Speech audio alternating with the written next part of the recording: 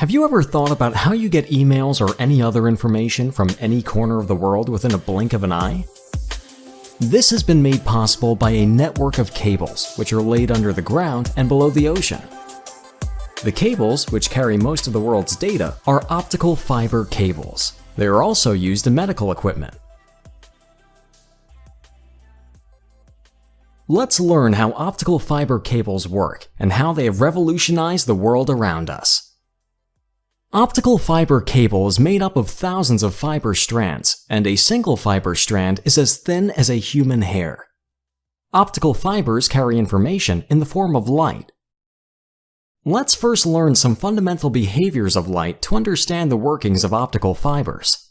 The speed of light changes when it passes through a medium, and this change in speed is expressed by the refractive index. This variation in the speed of the light leads to another interesting phenomenon: refraction. To understand what it is, let us carry out an interesting experiment. In this experiment, light passes through a prism. You can see that at the interface, the light gets bent instead of going straight.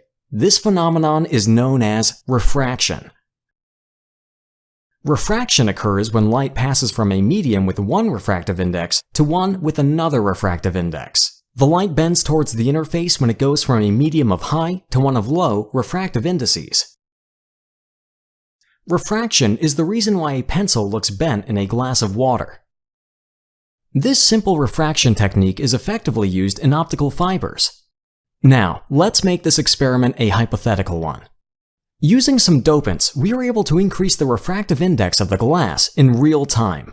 As we increase the refractive index, the light will bend more and more towards the surface. After a time, you can see that the light will pass through the surface of the glass. If we increase the refractive index further, the light will suddenly come back to the first medium as a pure reflection. This is called total internal reflection. The total internal reflection is possible if we increase the incident angle rather than increasing the refractive index. In this case, at a certain angle called the critical angle, the light will come back to the first medium. This phenomenon of total internal reflection is used in optical fiber cables to transmit the light. The simplest form of optical fiber cable is shown here: cylindrical glass with a high refractive index. If the laser strikes the interface at an angle greater than the critical angle, total internal reflection will happen, and the light will reach the other end. This means that light can be confined in the optical fiber over a long distance, no matter what complex shape the fiber forms. Remember, total internal reflection happens between the high refractive index glass and the low refractive index air.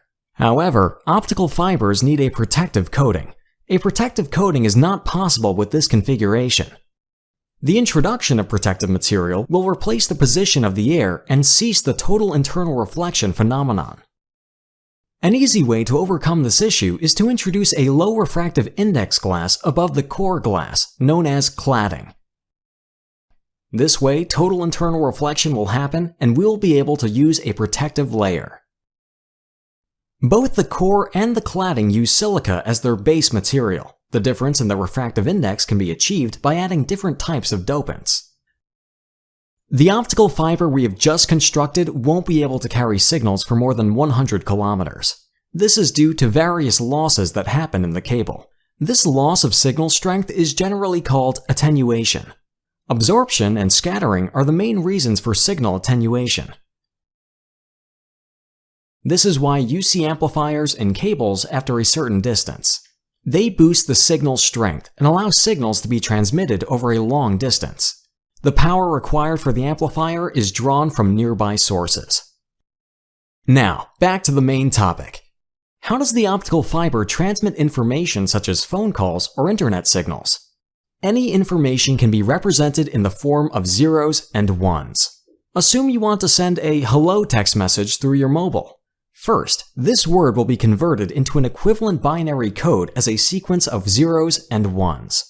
After the conversion, your mobile phone will transmit these zeros and ones in the form of electromagnetic waves. One is transmitted as a high frequency and zero as low frequency wave. Your local cell tower picks up these electromagnetic waves. At the tower, if the electromagnetic wave is of high frequency, a light pulse is generated. Otherwise, no pulse is generated. Now, these light pulses can easily be transmitted through optical fiber cables. The light pulses which carry the information have to travel through a complicated network of cables to reach their destination. For this purpose, the entire globe is covered with optical fiber cables.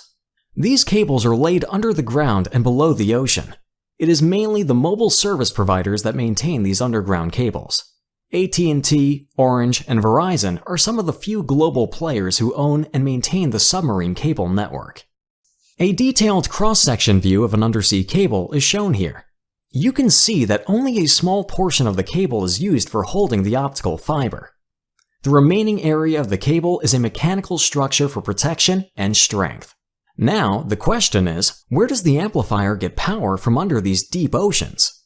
Well, for this, a thin copper shell is used inside the cable, which carries electric power along the cable so that the amplifiers can be powered. This whole discussion simply means that if optical fiber cables do not reach a part of the globe, that part will be isolated from the internet or mobile communications.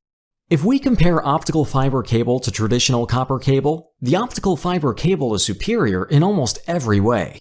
Fiber optic cables provide larger bandwidth and transmit data at much higher speeds than copper cables. This is because the speed of light is always greater than the speed of electrons.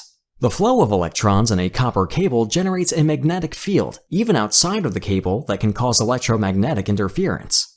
On the other hand, the light, which travels through the optical cable, is always confined within the fiber. Thus, the chance of interaction with an external signal does not exist. One more interesting feature about optical fiber cables is that any light signal which enters from the side has a minimal chance of traveling along the cable. Thus, the optical fiber cables provide high data security. You might be amazed to know that optical fiber was first used in endoscopy, even before it was used in the telecommunications field. In telecommunications, digital pulses are transferred through the optical fiber cable.